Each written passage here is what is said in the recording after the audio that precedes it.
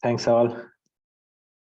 Welcome one and all to another lunchtime briefing. On behalf of the Energy Cork cluster, I'd like to welcome you all to today's event. It's going to be our last lunchtime briefing for 2022. Some of you may have been with us recently at our Decarbonising Cork Energy Security Through Climate Action Conference on the 17th of November at the Riverlea Hotel. We were delighted to run this timely and informative event and grateful that so many excellent speakers gave of their time and expertise to make it a success. So thanks to everyone who was there. You can now find the presentations from the conference by following the link on the homepage of the Energy Cork website. That's energycork.ie.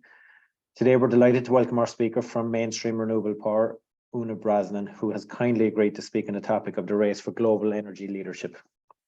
The global movement to clean energy is advancing at pace. As countries around the world compete for global leadership, the policies and approaches governments take will have profound implications for the energy industry. In this lunchtime briefing, Una will share perspectives on what presents some of the biggest geopolitical challenges to the energy transition today and where there are opportunities for interventions. Mainstream is a pure-play renewable energy company specialising in the development of onshore and offshore wind and solar projects around the world. It is focused on expanding its current development portfolio of 16.9 gigawatts, with plans to bring 5.5 gigawatt to financial close by 2023. We'll aim to finish in time at 1:45 and hopefully have time for Q&A before we close. Do let us have your questions via the chat function. For those Energy Cork members present, we have our Energy Cork AGM following at 1:45 on a separate MS Teams link already circulated, so please join us immediately after the briefing closes. Importantly, Energy Cork hosted events, including this briefing and our recent conference, would not be possible without the ongoing support of Cork County Council and Cork City Council through their respective economic development funds. A couple of items of housekeeping. It should be already done by default, but please keep your microphone on mute for the duration of the event. As I mentioned, we'll have a short Q&A session following the presentation. Please use the chat function to ask any questions that you might have. This event is being recorded and will be shared online afterwards. And so to introduce Una Brosnan. Una is the head of Offshore Ireland at Mainstream Renewable Power, and our UK board member and co-chair of the UK Floating Wind Task Force Working Group.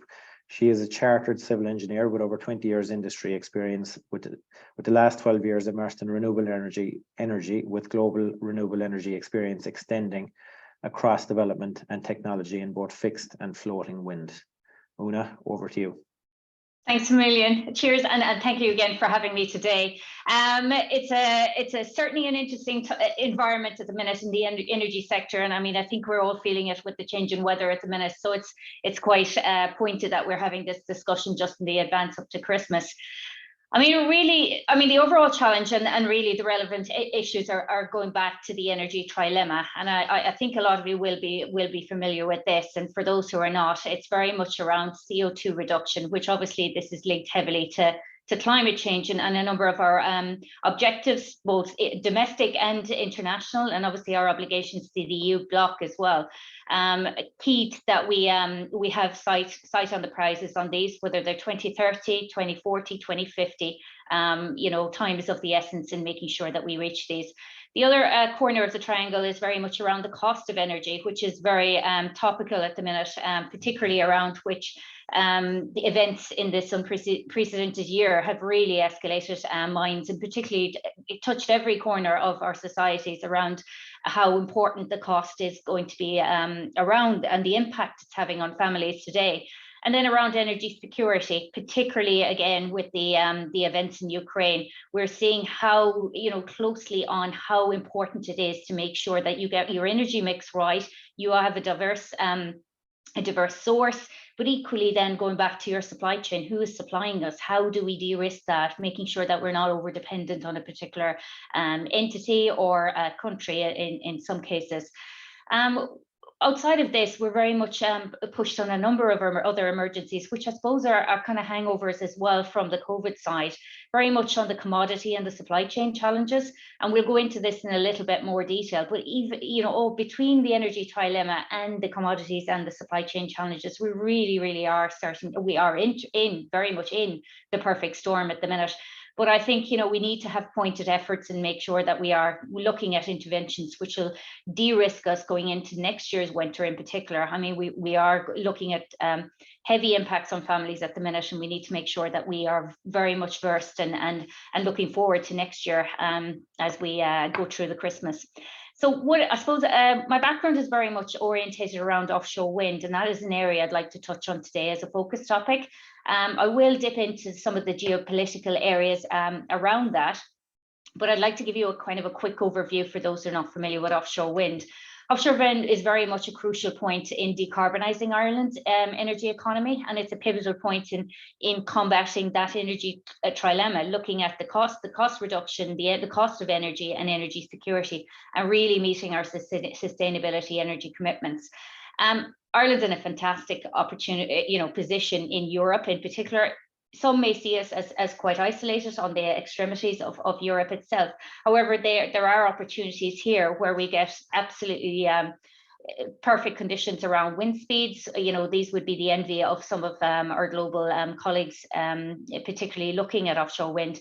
We are well in excess of 10 meters per second and quite a substantial sea area as well. I mean, we've done fantastically around onshore wind. At the minute, I think the latest figures are orientating around 38% of Ireland's electricity comes from onshore wind. And we've got a lot of lessons learned here. We've got, you know, there's elements here that we can bring across into offshore wind and you know, drive policy and mechanisms. But I think the key point, and this is something we'll go into a little bit more around the urgency, and this is regardless whether you're in offshore wind or you're in, you know, diversifying or de-risking your energy mix.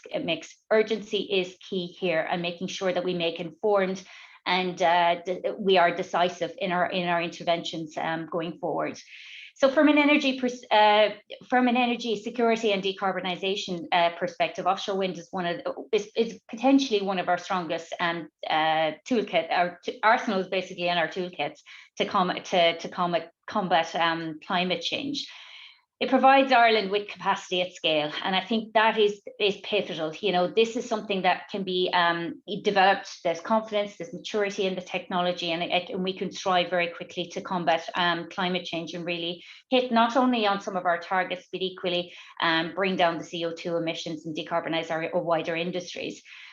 I suppose something that gets lost sometimes, and I think this is really has come to the forefront of minds basically in this current crisis, is energy really underpins every single business in Ireland at the minute, and making sure that we can protect that, de-risk it as we go forward is going to be crucial. Just even from your bakery right up to your pharmaceutical, your tech, your data center, whatever it may be, or driving, you know, a renewables business like Mainstream out of our headquarters in Dublin. So we need to be mindful that we have a sustainable and a definitive pathway ahead to make sure that we de-risk that going forward, to make sure that we bring in the inward investment. But there's also additional benefits that we can look at, and you know, whether it's commercial interest in supporting businesses that can sustain the offshore wind industry, but equally then looking at coastal communities. And generally you see business jump up quite frequently around offshore wind in remote areas, and I think there's a great opportunity, particularly around floating wind, to really grow this even further. And then there's the marine biodiversity opportunity. You know, we've got challenges in our ocean health and looking at fish stocks. And I think this is a great opportunity to work with fishermen and the wider ocean communities to really enhance the environment. You know, we need to look at this as an energy park and look at it not just from an offshore wind perspective, but looking at the wider opportunities we can bring to that particular area. So what Ireland has done so far, I mean, the state has undertaken a lot of work over the last 18 months, looking at the policy and mechanisms and setting some ambitious targets. Our target is now it increased in year from 5 gigawatts to 7 gigawatts. By 2030, we're looking at 30 gigawatts of floating offshore wind beyond 2030, with the ultimate net zero goal by 2050. In July this year, I mean, the Department of Housing, Local Government and Heritage launched the National Marine Planning Framework, which was very much an overarching framework for decision making. And this was brought into law and it really shapes, I suppose, our consenting framework in particular, and enables us to go beyond the 12 nautical mile territorial waters as such, and really open up the opportunity and de-risking it as well from a development perspective.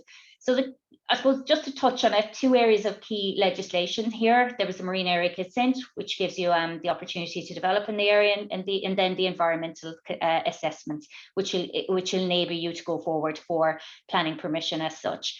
But what we need to do more of, I suppose, the industry in particular, we need to, looking at political interventions, you look at the global energy setup. No matter what technology you're looking at, you need route to market, you need financial support mechanisms to support your industry to enable that cost reduction. We're in a particular fortunate situation where we have neighbours who've got maturity in the offshore wind sector, and there's an opportunity there for us to take some key learnings and really, I suppose, start from a higher rung in the ladder as such to develop our industry.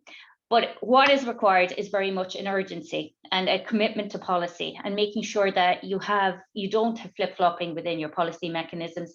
You have followed through. It's at pace. You have a robust systems and processes as such.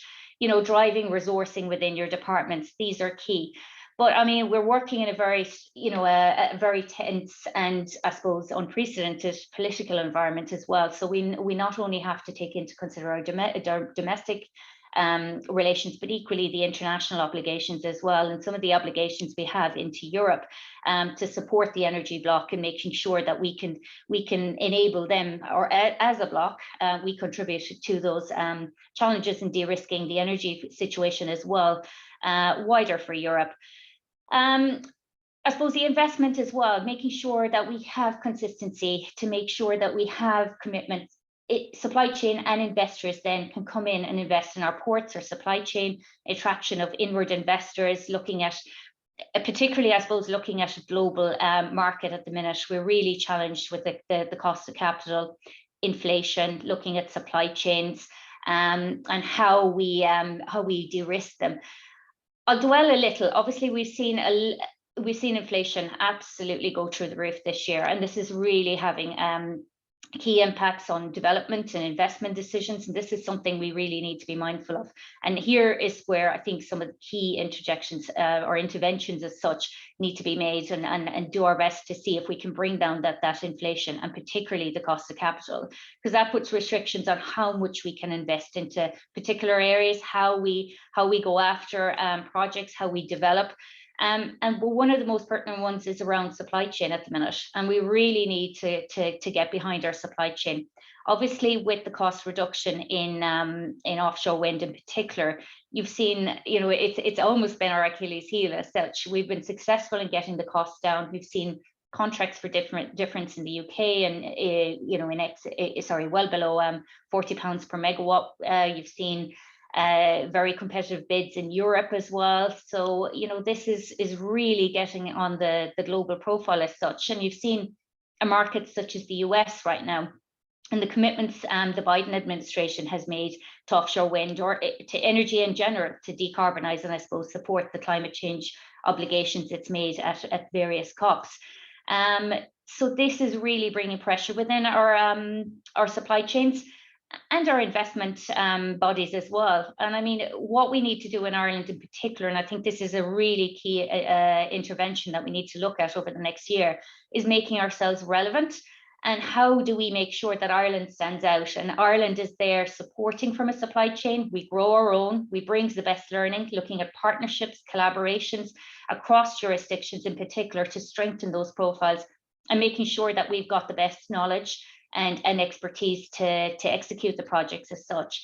But equally, I mean, it's the volume of people, and looking at human capital in particular. I talked about the urgency around the policy and executing that policy, but we need to make sure that we've got adequate resources, not only within our departments and stakeholders, but equally within our, whether it's the survey companies or it's the engineering services or the financial support or the legal entities, making sure that we have skilled workforces there. So looking at the interventions to make sure that we can put our best foot forward as such, with training and just, I suppose there's a socialization around what the business or the industry has to offer, so we can look to other areas of the economy to track them across to see if they could support the industry as such.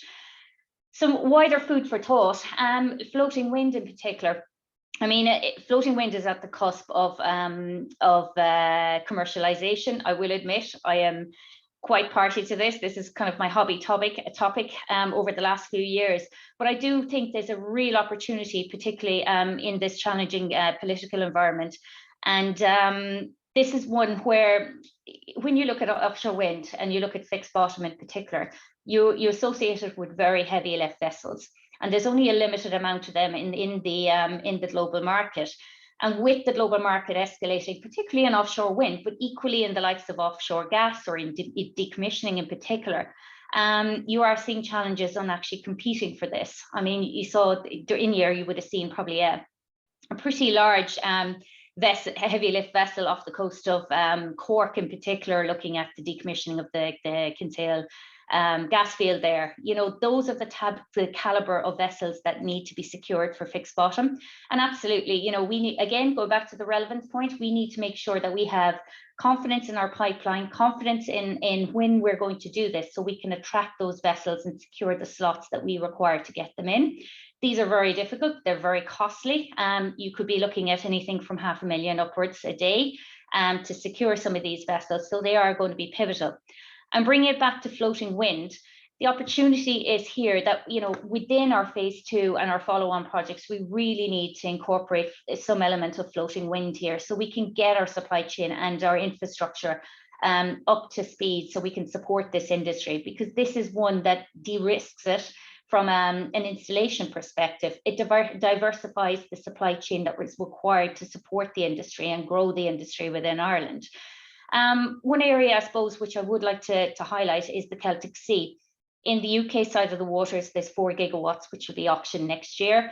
We have a number of projects which are live in the Celtic Sea itself and the Irish waters. And there's a real opportunity there for a collaboration partnership type of approach to growing the industry. Celtic Sea have equally the challenge in making sure it's relevant to attract the right caliber and the various elements of supply chain and infrastructure investment basically to that area. So I think there's a very good opportunity for collaboration and political holding hands there to ensure that we get that right. When it comes to other interventions, I think interconnection is probably a key one we need to have a look at. This is something which has been talked about quite extensively probably over the last decade by Mainstream's founder, Eddie O'Connor. You know, it's going to be pivotal that we are all interconnected. Looking at energy security in particular, this is probably has heightened in the discussions over the last year in particular. We've seen 2 interconnectors, the Celtic interconnector and Greenlink for Ireland. Absolutely fantastic upgrades in the infrastructure. However, you know, at the pace that we are decarbonising and we're looking towards renewable energy, and we're looking at, you know, growing that opportunity and harvesting that opportunity, say, from the likes of the Atlantic, we need to make sure that we grow the opportunity for interconnection. And at present, the framework isn't quite there for that to happen, particularly if there's multi-jurisdictions. It would pick up a multi-jurisdiction, say, wind farms across the UK, Ireland. You know, we need to make sure that we can connect these up quite quickly and keep clean and straightforward development processes and policy in place for these. I mean, you're seeing a lot of it. You've probably all heard about the Danish island, energy islands. You know, these are the type of caliber projects we need to start thinking about. We have fantastic R&D in Ireland. We have fantastic opportunities within our academia, particularly, I know the Cork region, looking at its test centres down in Ringaskiddy, looking at UCC and CIT and what they're doing in industry, absolutely growing that talent, but equally getting out there and making sure that we are socialising what the opportunities are for renewable energy. I think one of the biggest things I can say here is the export of people internationally. It's amazing how many people you meet abroad, of Irish people you meet abroad. And you can see that as well. Mainstream renewable power isn't the only Irish developer that's being exported at the minute. You see, we have a number of colleagues, there's a number of them in the Cork region, which, you know, they are working internationally there. We are making a name for ourselves in the renewable space, and we should really build and capitalize on that reputation and that ambition and that drive. I think it is quite unique. Another area which I would like to touch on briefly is around the hydrogen side and decarbonising the industry as such, and the need to be local. You know, this is very much on the cusp of getting real momentum. It does have challenges around cost reduction, which, you know, like floating wind, like fixed bottom offshore wind, and looking at floating now, which is on the cusp of commercialization. It does have some way to go as yet, but looking at how we decarbonize our industry, this is a real opportunity to link it with offshore wind, and it's something we need to make sure that we support from an innovation and an R&D perspective to see if we can capitalize on this opportunity. So in summary, from tackling Ireland's high energy costs and promoting sustainable business, I suppose, within here, but equally then working our way to net zero, we need to be firm in our decision making, very much taking a war footing on what we're doing and execute an urgency on executing these policies and mechanisms. The Energy Minister earlier today made an important announcement around resilience in our industry, and very much it was we need to lean in basically, and we need to be forward leaning to ensure that we de-risk and the systems and processes, and be fast and efficient in how we ensure our resilience for the island of Ireland as such. Because it really does underpin everything we do, from, you know, going down to your local bakery to get, you know, a croissant or, you know, a local piece of soda bread. You know, it really is getting to the heart of our everyday life, and this is something we need to make sure that we protect and we can de-risk, as I mentioned, for our next winter, because I think this is going to be the real challenge ahead.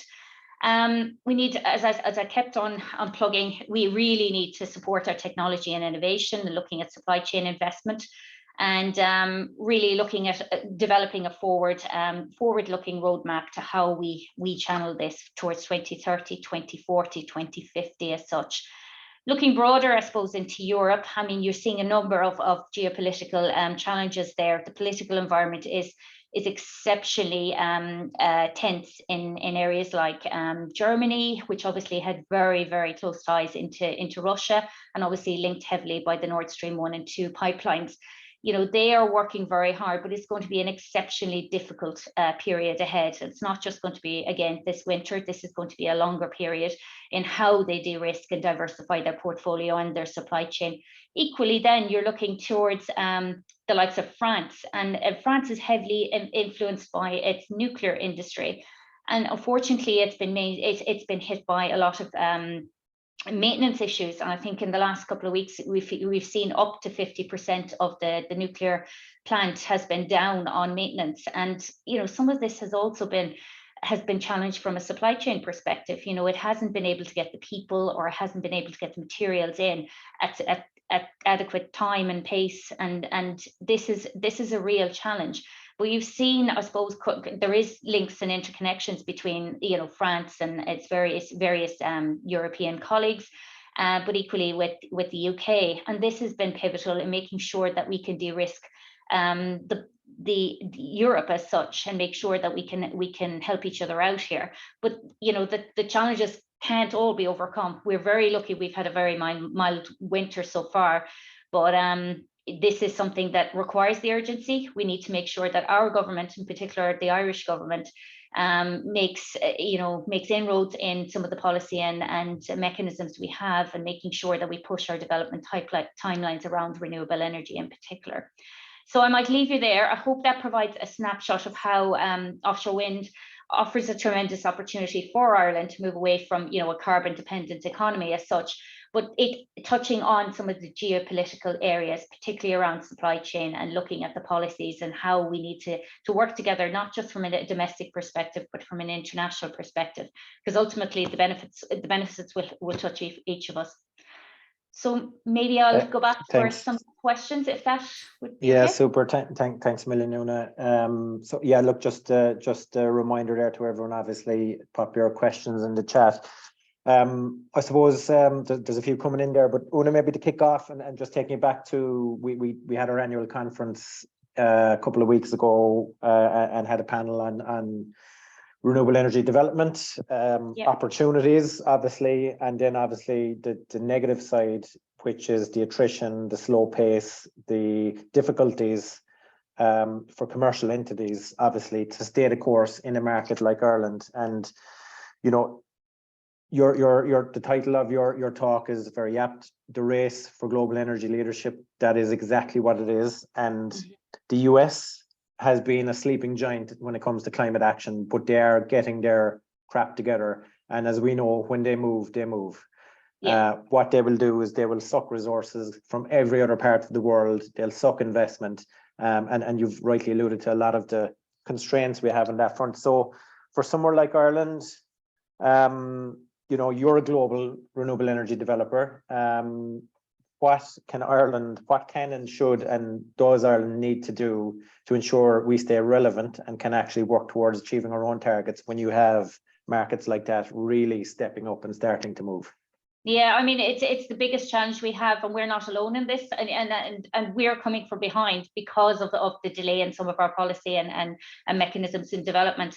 So I mean, I go back to, you know, looking at route to market and making sure that we have robust systems and processes in place to ensure that we have clear visibility on timelines, development timelines. And that's not just from a developer's perspective. I mean, we will lean on our supply chain. Development can't go ahead without our supply chain, and they are absolutely central to how successful we are in any of this. Making sure that we've got grid, ensuring adequate grid and connections, and we've got a pipeline, or we've got visibility of where the reinforcements are going to be done. We need pace behind them because time is of the essence here. It really, really, you know, if we are going to attract investment and we are going to attract commitment in from developers to really put money behind this, because we are it's straight up, we are competing with a global market at the minute on where investment goes. You're obviously seeing the cost of capital going up, you're seeing inflation, so our budgets are getting squeezed. They will be, and you know, you're seeing financiers and funders and investment, they are looking at reviewing their where they're putting their capital and making sure that they have clear visibility of pipeline, clear visibility on how you actually deliver. It's not about just securing seabed anymore or securing land for particular developments. It's now you need to look further. It's all about, can you deliver it? You know, hurdle one used to be getting consent. Hurdle one is now securing seabed, or then getting your consent, but then can you deliver it at a cost and an efficient cost? And then the route to market in particular is making sure that we've clear visibility on the financial support mechanisms. I talked about the UK in particular with CFD, contracts for difference, should I say. But something along those lines, it needs to be robust. It needs to give confidence to the investment partners that we may bring in, that they can see a pathway to delivering this, but equally getting their returns as well. Because, you know, with the US has been a fantastic market. It's failed 3 times in getting itself up and running. But I do take the example in particular in Massachusetts. There was a lady called Pat Haddad. She was a state senator, Speaker of the House, actually. And she really put her neck out in particular and really sunk in the importance of why they needed offshore wind in the state of Massachusetts, which really trickled down from the whole of New England and really got that market going. And that was a milestone achievement on her part. The gas pipelines could not be expanded. They could not bring any further gas. They did have relationships with the likes of Canada. You know, they were struggling to bring in any more hydro there. The possibility to enhance that was there, but equally then you look at energy security. I don't think, you know, there isn't a tense relationship between US and Canada. They were lucky on that part. But their nuclear power stations were going offline. Their traditional fossil fuels were equally going online. They needed capacity at scale. And offshore wind could do that and do that very, very quickly for them and de-risk their energy system. And that really had got a grip then on the energy policy. And you saw that trickle down the East Coast. And as of yesterday, you probably would have seen in the press as well, the first floating BOEM auction awards, which was fantastic, a milestone event again for the West Coast, which is equally just as challenged, you know, from a grid perspective, and they have the wealth of solar and onshore wind in that region, but equally they need that diversification, but they need clear route to market. You know, the area doesn't come without its challenges. So that's what we're one market, just one that we're competing with. Yeah. I suppose you mentioned obviously the interventions, and again it's aligned with the route to market piece.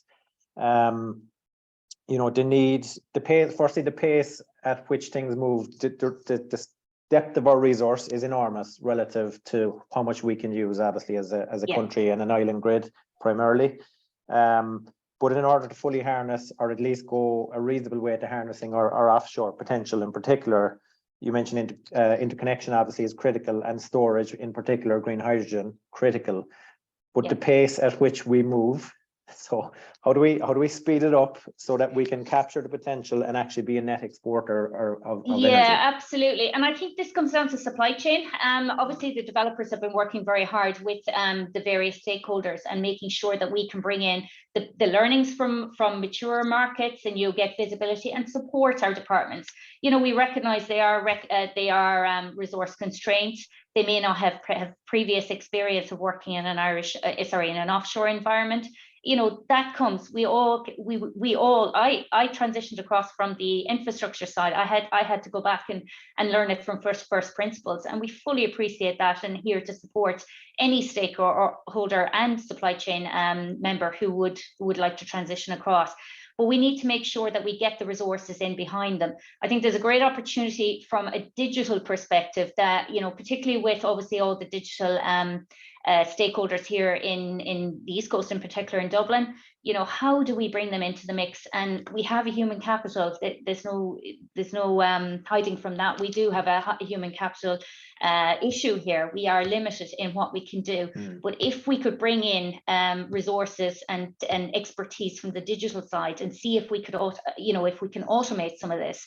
But looking at the systems and processes as well, how can we bring systems in, say from surveys in particular? How can we look at self-licensing? You know, making sure that we have robust mechanisms in place that it can kill some of the paperwork for the departments. We can do it quicker. You know, we use the lessons learned. We need to make sure that we've got governance there. By all means, we need to make sure that's scrutinized. That is key. But we need to make sure we equally have a level playing field when we're competing on a global perspective as well. That we can chop through all of these hurdles very, very quick, or as quick as some of our counterparts as such. But that takes commitment from government and the various departments. But we're here to help. And I think one of the key interventions actually from a supply chain perspective is to start talking about this. We aren't hearing enough from supply chain on what they need. I mean, we're hearing from large infrastructure areas where they need to make investment decisions in particular, and they need visibility. But we do need to hear from supply chain. I do understand there is grumblings in the background, but we need that to come up.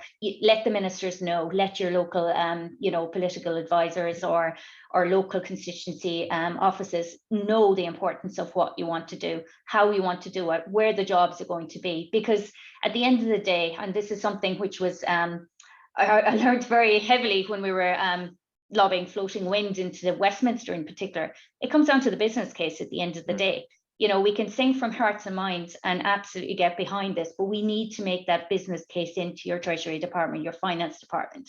So making sure that we have robust, you know, data to support that.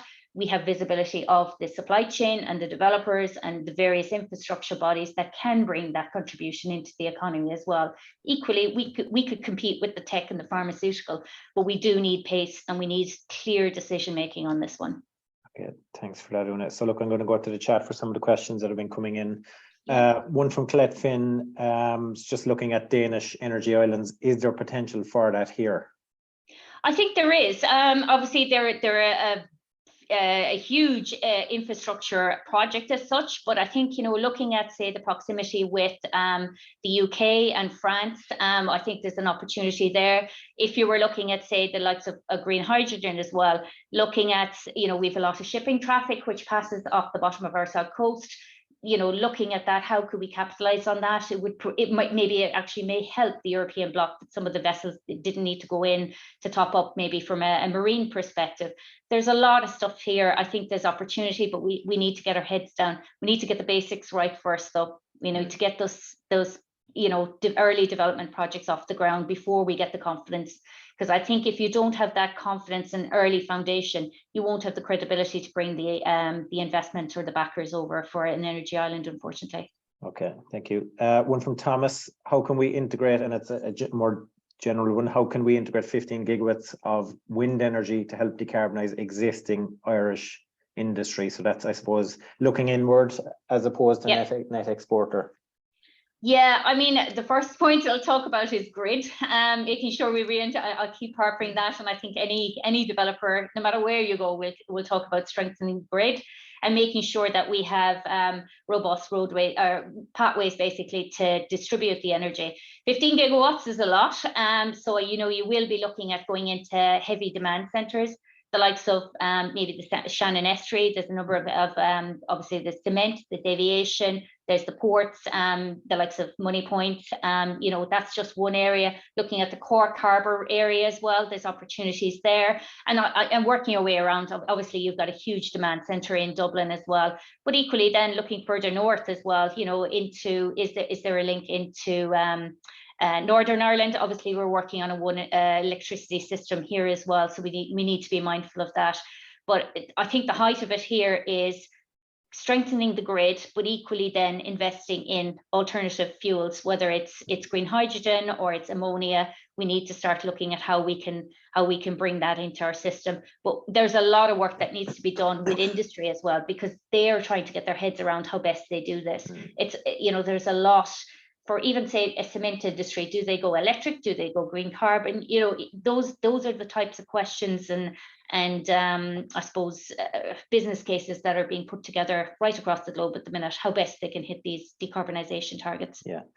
Okay, one you touched on there obviously is the kind of port-centric nature of it. The question here from Douglas Hall: so how do we drive investment in development of Irish ports to support installation and maintenance of offshore wind? So that's the supply chain piece, obviously, as you say, and huge potential for regional job development in Ireland.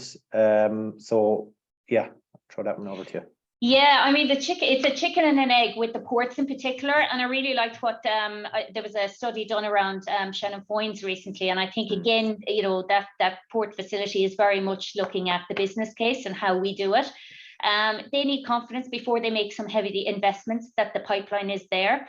And that's up to us as developers, but equally up to government to make sure that we have the pathway and, you know, we have a clean visibility on the site, on the pathway to developing those projects. That is key, because if they don't have that, the investors won't be in a position to push the button on it.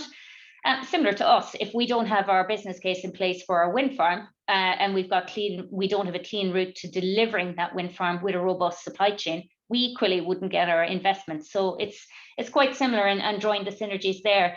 Where I'd really like to dwell on is the floating wind side, because I think that's something that we need to start thinking of now. You know, if we are to de-risk, you know, offshore wind as well or de-risk it and diversify it, I think that brings a great opportunity. With floating wind, I mentioned earlier that, you know, you don't need that heavy lift vessel. And if you can get, I'll bring it down very crudely, you will as such almost bring in the components in a flat pack. You look at a port facility where you have substantial laydown. You will need quayside craneage, which will be substantial because you will be looking at next generation turbines, which are large and tall. So you will need to reinforce your craneage there. It's unlikely there's anything in Ireland that would be able to lift there at the minute. And the jobs and I suppose the work that would be done quayside in floating wind in particular would be increased from the likes of a fixed bottom, and that's really the opportunity for the ports facilities. So looking at how we build a business case around that. I think it would be a worthwhile job for, you know, some department to have a look at, say, GVA figures and what kind of investment would be looked at. I think it's been touched on in a number of reports, but I think if anyone was looking at something just for a little bit of direction, there was a really good report done by the Offshore Renewable Energy Catapult out of Glasgow, which looked at the macroeconomics of floating wind in Scotland. Something to that caliber, you know, that you can put with your business case into government is quite strong. It's independent. It gives you that bite basically when you're putting your business case down on the table to go to Treasury or the Finance Department. So something like that. But we need to start getting hard evidence on why, on the why and how. Okay. Look, I think we'll wrap it there. We're up on just about up on time for today's event. So Una, thanks a million for your valuable contribution and your time. So look, as ever, thanks to Cork City Council, Cork County Council for their continuing support via their economic development funds, and thanks to you all for tuning in and engaging with the discussion today. If you have any feedback on this event or would like to discuss speaking at a future briefing, don't hesitate to contact us. A recording of this event will be available at the Energy Cork website shortly, and we'll be back in early 2023 with more briefings. Make sure you're on our mailing list or following us on Twitter or LinkedIn to hear about future events. Thanks all. Have a good day. Thanks a million, Harry. Cheers. Okay. Bye-bye all.